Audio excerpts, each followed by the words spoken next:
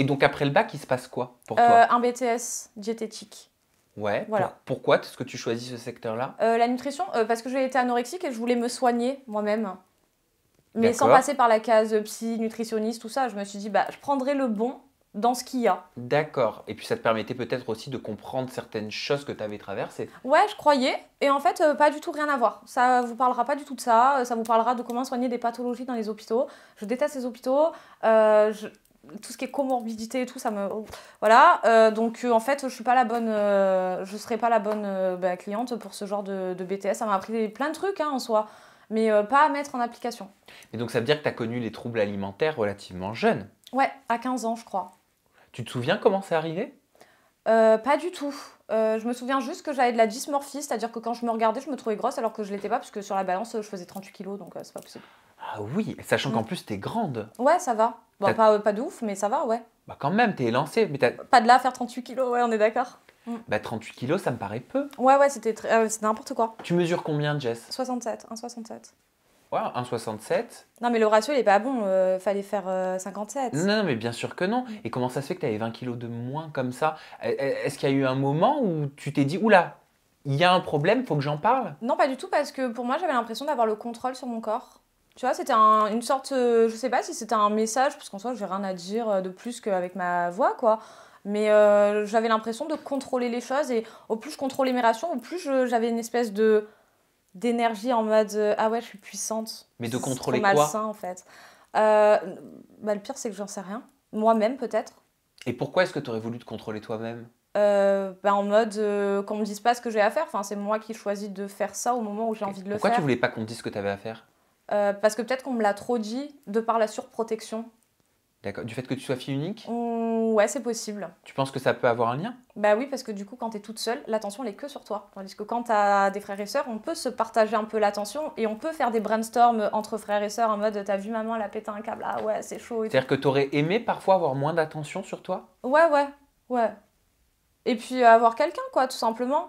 Et du coup, ce manque-là, je l'ai compensé dans des relations, mais c'était pas pareil. D'accord. Voilà. Et comment tu as traversé cette période de troubles alimentaires? Ça a duré combien de temps? Ah, bah bizarrement, super bien. Alors, je sais pas pourquoi, alors que c'était très grave, mais je le savais pas. Ça a duré 3 ans. Et je me suis... Tu sais, des fois, tu te pètes Un un plomb. déclic. Ouais.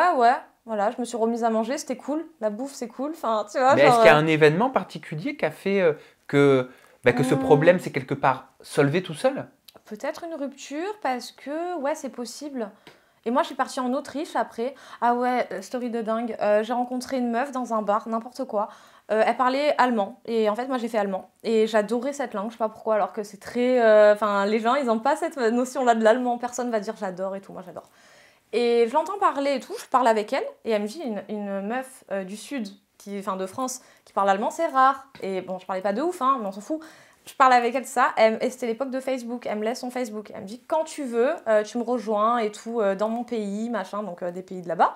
Et je lui dis ok, ça va, et en fait, 6 mois plus tard, je me sépare, et genre je la recontacte et je lui dis je viens te voir, en Allemagne genre, ou en Autriche, ouais c'était en Autriche, je viens te voir, et du coup en fait je savais même pas, enfin c'est très dangereux de faire ça, ne faites jamais ça, ne suivez pas les inconnus, en plus on m'a dit montez pas dans les voitures et tout, mais encore moins prenez des avions pour aller voir des gens que vous avez jamais vus de votre vie, à part 5 minutes dans un bar. Surtout que l'état dans lequel j'étais, c'était pas dit que derrière ça tienne, tu vois, cette histoire. Et en fait, le fait qu'elle me dise, bah ouais, feu, vas-y, viens, du coup, j'y suis allée. En fait, je me suis trompée d'aéroport, ça c'est all my life. Et j'ai atterri dans un endroit où c'était pas là qu'on s'était donné rendez-vous. Et elle m'avait dit, bah t'habites près de chez ma cousine, donc je viens quand même te récupérer à l'aéroport et je t'emmène chez ma cousine. Et en fait, j'ai même pas vécu chez la meuf qui m'avait dit, viens ici. Enfin, l'histoire, elle est complètement what the fuck.